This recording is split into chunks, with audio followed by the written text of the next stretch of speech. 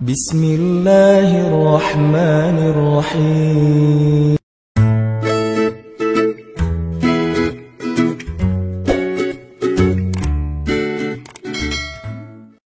Assalamualaikum warahmatullahi wabarakatuh.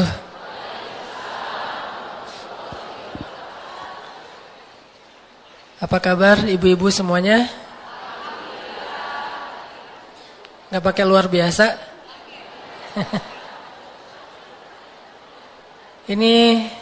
Hari ini pengajian calon-calon mertua.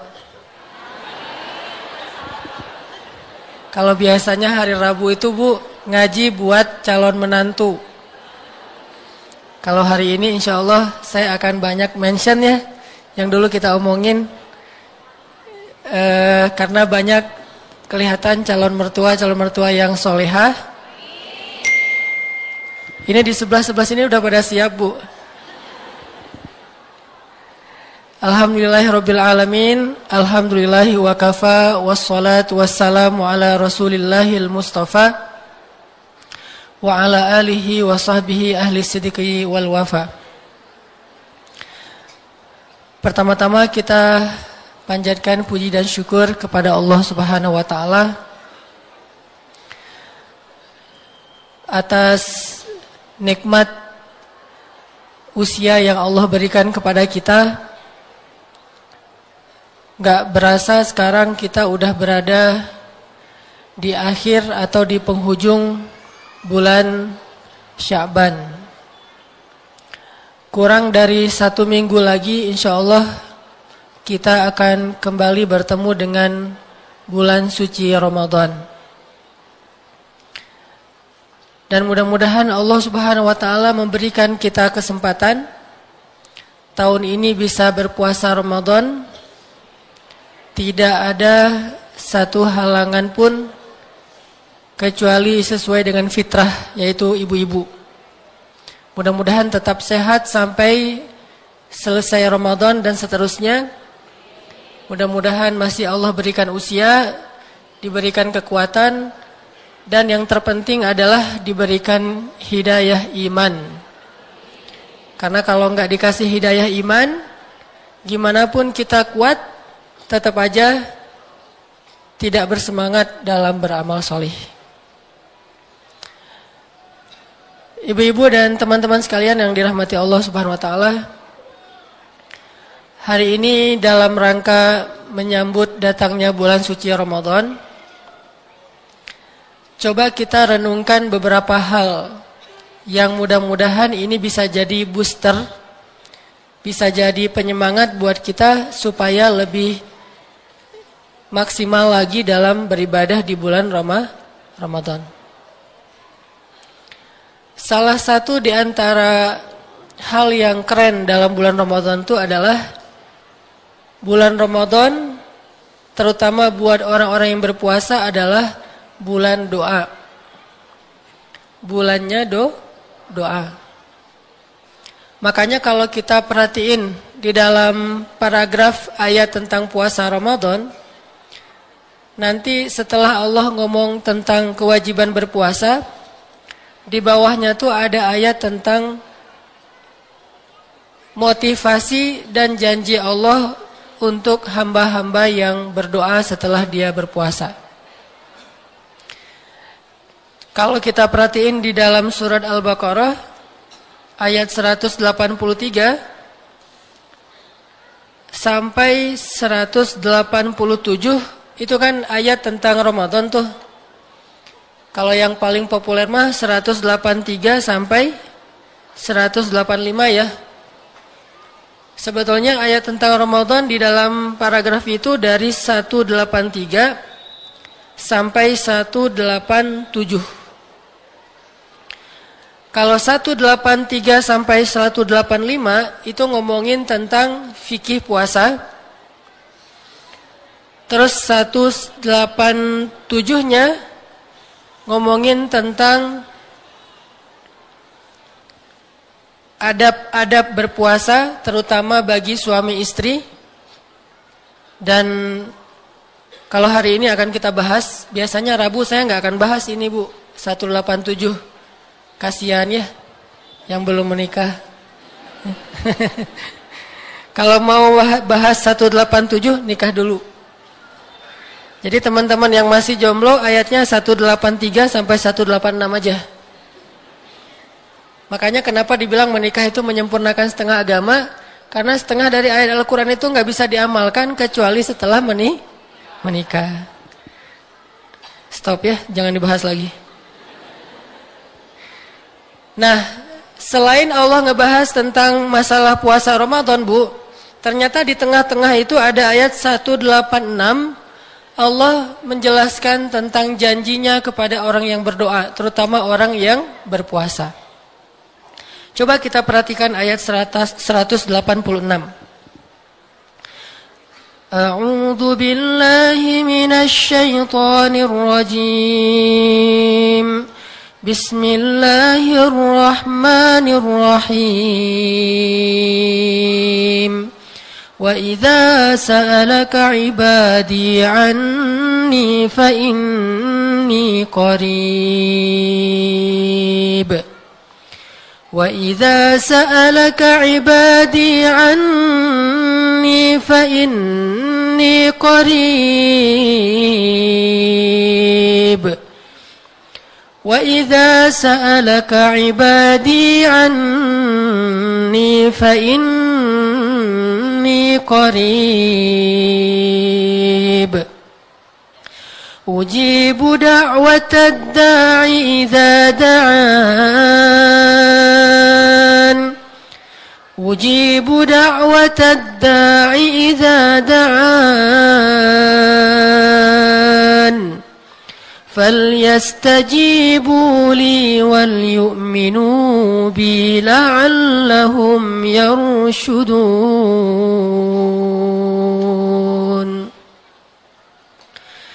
Dan jika hamba-hambaku bertanya kepadamu tentang aku, maka sesungguhnya aku adalah dekat.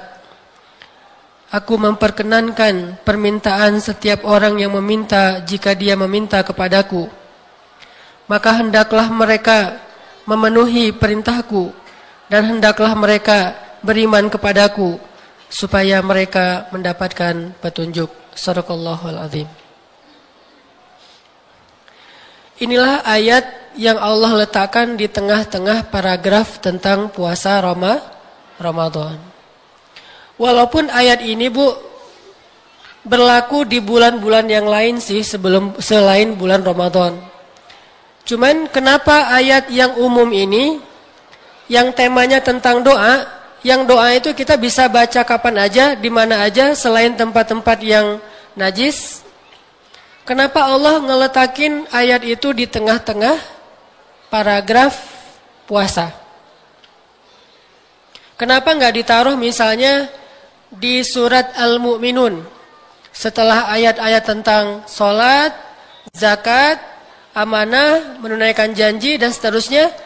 Terus di ujung Allah katakan, siapa yang berdoa pasti aku akan mengijabah. Kenapa nggak ditaruh di surat Al-Mu'minun?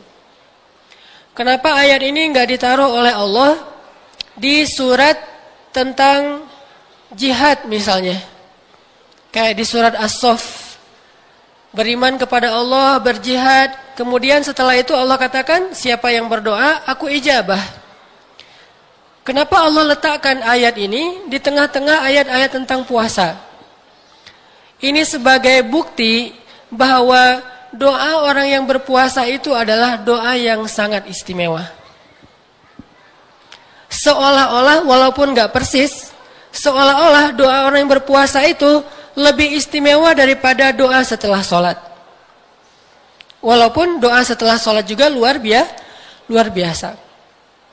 Seolah-olah doa orang yang sedang berpuasa itu lebih daripada doa orang yang berjihad.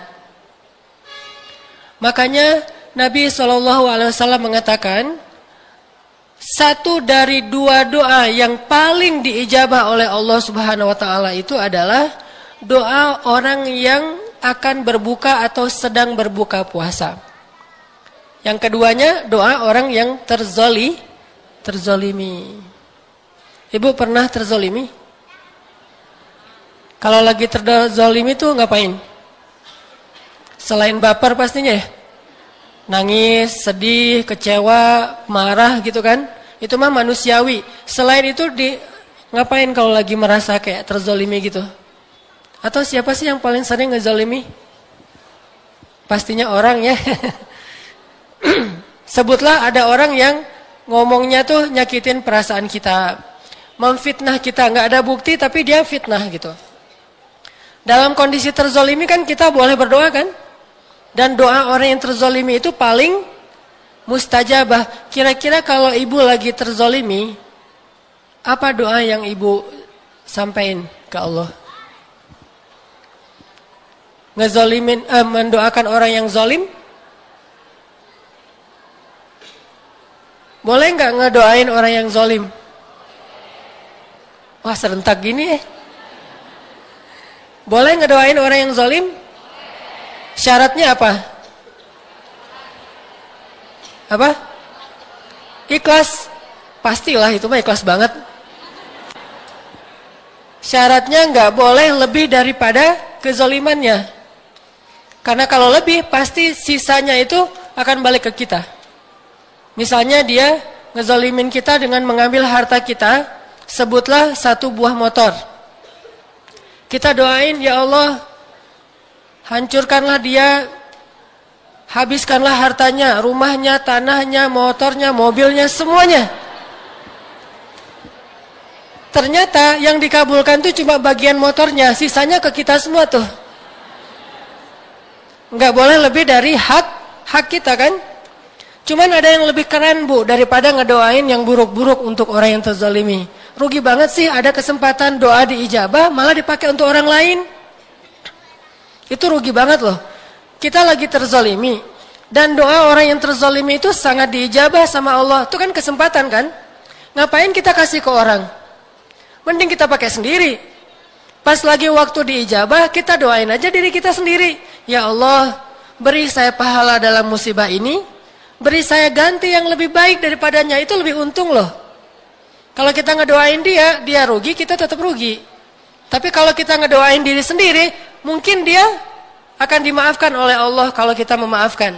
Tapi kita jauh lebih untung daripada keuntungan yang dia dapatkan. Wakhluf li khairam minha, beri saya ganti yang lebih baik daripadanya, kan lebih untung. Ibu disuruh pilih nih.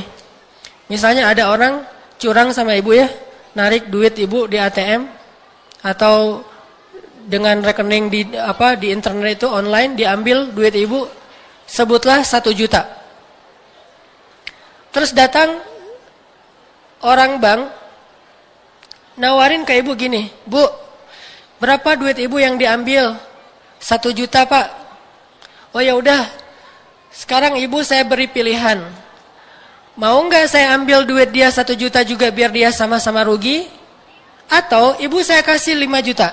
Ibu pilih yang mana bu? Nih saya kasih tawaran nih, ibu mau nggak? Biar orang itu juga yang tadi ngambil duit ibu rugi, saya ambil duit dia 2 juta, berarti kan berkurang 1 juta kan? Saya ambil duit dia 2 juta dari rekening dia, orang yang pegang rekening kan saya. Saya ambil tuh sehingga dia rugi 1 juta. Atau ibu-ibu saya kasih 5 juta sebagai ganti. Milih yang mana bu? Enggak ada pilihan ketiga. Curang ya, dia rugi kita untung pengennya ya. Ambil rekening dia, tapi kasih juga ke saya jadi 7 juta. Jadi ngelunjak ya. Nah, pasti kita milih yang kedua. Yang kedua, dikasih 5 juta. Toh walaupun dia untung 1 juta, kita untungnya 5 juta. Harusnya kesempatan berdoa seketika kita lagi dizolimin, kita pakai untuk diri kita. Sehingga nanti Allah akan ganti. Masalahnya kita percaya nggak sih sama Allah? Itu doang sih masalahnya. Percaya nggak kita sama Allah? Kalau kita lagi dizolimin, kita doa kayak doa Ummu Salamah tadi, terus Allah bakalan ngasih kita ganti yang lebih baik dari itu. Itu doang sih masalahnya. Percaya apa? Enggak. Kayak kita ditikung gitu. Gak usah dibahas. Mending kita nikung balik, atau kita gagalkan pernikahan 2 orang itu, atau kita doa aja biar Allah ganti yang lebih baik. Susah sih sebetulnya kayak gitu-gitu mah, baper soalnya. Nggak rela saya juga. Nah, di sini nih ujian kita nih.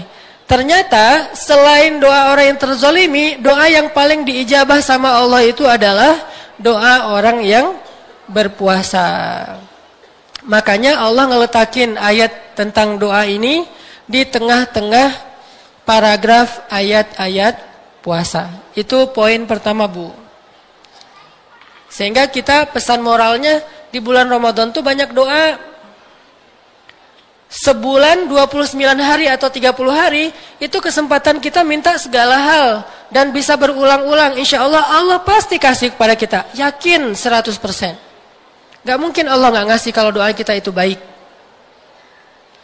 Bahkan kalau doa kita itu agak-agak kurang baik, Allah kasih yang lebih baik dari apa yang kita minta. Pokoknya gak mungkin kecewa deh orang minta ke Allah. Kalau minta ke suami kan lama tuh ngebujuknya tuh ya. Kita harus nyiapin makanan enak dulu, terus kita pijat-pijat dulu, nyiapin kopi dulu. Setelah semua baru ujung-ujungnya, "Pah, udah lama nih gak jalan-jalan, window shopping aja, Pah," gitu. Tuh lagi ada sale gitu ya, 70%.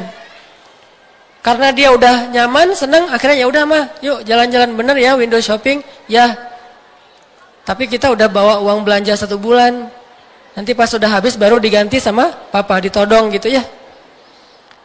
Ini artinya kalau minta ke manusia itu ribet, susah untuk meyakinkan dia, untuk bisa bikin dia rela ngasih apa yang kita minta itu agak lama. Tapi kalau minta ke Allah, hari itu kita minta, detik itu kita minta, detik itu juga Allah ngasih. Pasti dikasih sama Allah kalau tidak ada penghalang terhadap doa kita. Makanya kayaknya perlu juga nih bulan Ramadan kali ini kita jadikan kayak program bulan doa. Jadi salah satu target kita bulan Ramadan ini selain setiap tahun kan targetnya khataman tuh. Ada yang khatamannya sebulan sekali, 2 kali sampai 10 kali, ada yang 30 kali. Sehari 30 juz.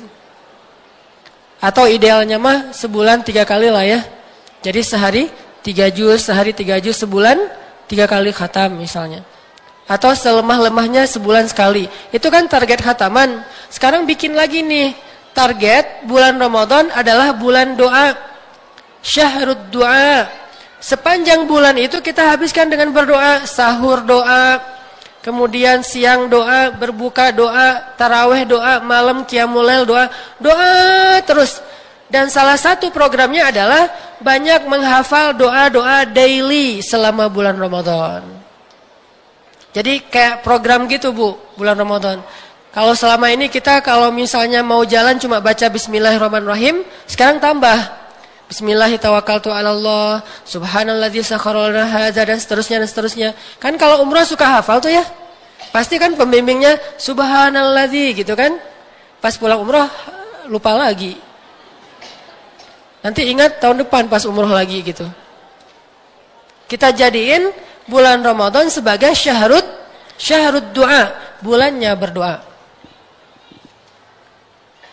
Dan kalau perlu Bu, hafal beberapa doa yang romantis. Kalau nggak sanggup menghafal bahasa Arabnya, hafal aja versi bahasa Indonesianya. Cari itu doa-doanya Ustadz Arifin, doa-doanya Ustadz Yusuf Mansur, doa-doanya para ulama-ulama kita yang kan bagus-bagus tuh doanya tuh. Ada di Google, ada di YouTube, tinggal ibu-ibu catat. Kalau nggak hafal, baca aja pas doa. Ya Allah, ntar contekannya di mana ya? Kecuali dalam sholat tuh nggak boleh. Kalau di luar sholat boleh banget doa pakai bahasa Indonesia, bahasa Sunda, bahkan bahasa isyarat juga boleh. Gitu doang. Nggak ngomong gitu, wajahnya melas gitu kan ya. Allah tahu loh isi hati kita. Kenapa nggak ngomong? Nggak enak sama Allah. Ada orang yang doanya pakai bahasa isyarat. Nabi itu pernah doa minta pindah kiblat pakai bahasa isyarat. Nggak pernah Nabi ngomong ya Allah pindahin dong kiblat. Malas kalau ke Masjidil Aqsa gitu. Soalnya diledekin mulu sama orang Yahudi. Kan gitu ceritanya. Karena Nabi nggak enak hati, Masjidil Aqsa juga masjid yang suci, tanah yang diberkahi, terus minta dipindah ke ke Mekah gitu rasanya nggak enak gitu. Akhirnya Nabi cuma ngelihat ke langit doang. Nyala Masya Allah ya, luar biasa.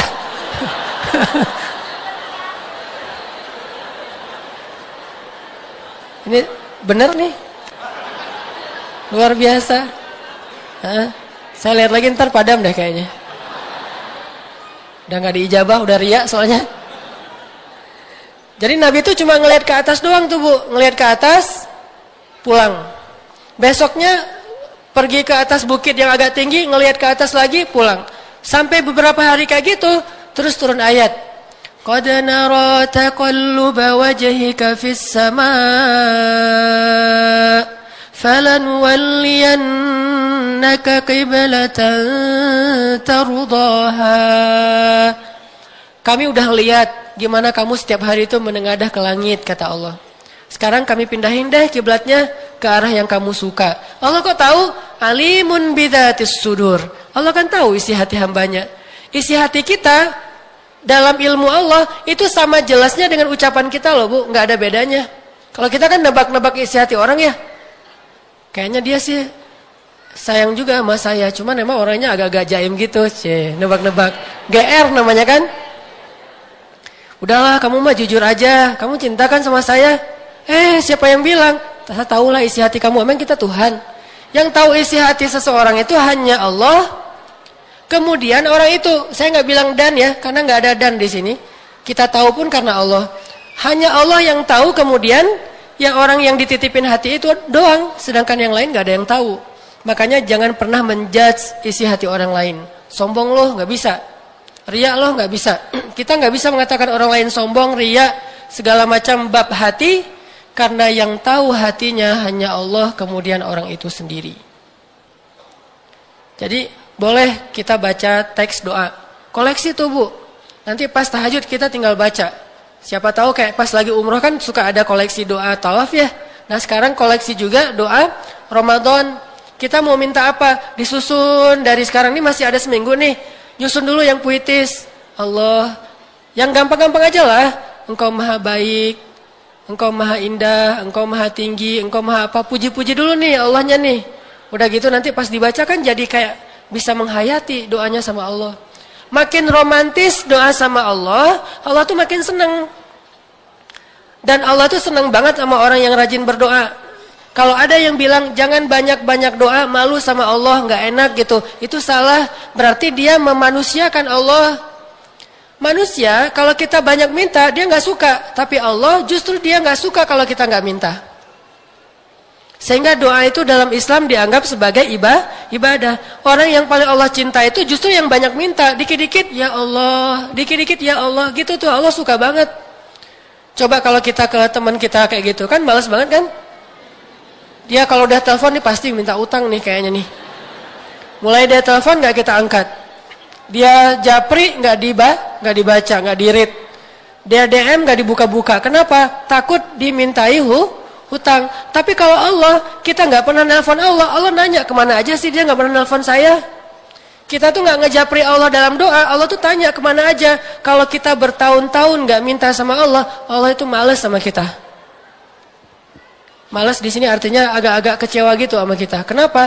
Karena dianggap sebagai orang yang sombong. Orang yang nggak pernah doa itu adalah orang yang sombong. Ngerasa dia bisa hidup sendiri tanpa Allah. Orang justru makin banyak doa menunjukkan penghambaan dirinya bagus kepada Allah. Dia ngerasa la haula wala quwata. Saya tuh nggak punya daya dan upaya sama sekali illa billah. Makanya minta kepada Allah. Sal tu'tah, minta pasti dikasih sama Allah. Jadi bulan Ramadan tuh kita jadiin sebagai bulan doa. Sepanjang hari kita berdoa, sepanjang malam kita berdoa. Jadiin selesai pulang Ramadan, selesai ngelewatin Ramadan, kita punya banyak janji sama Allah nih. Kita punya banyak akad sama Allah. Tinggal kita tunggu aja. Allah pasti bakalan ngasih kita kejutan-kejutan.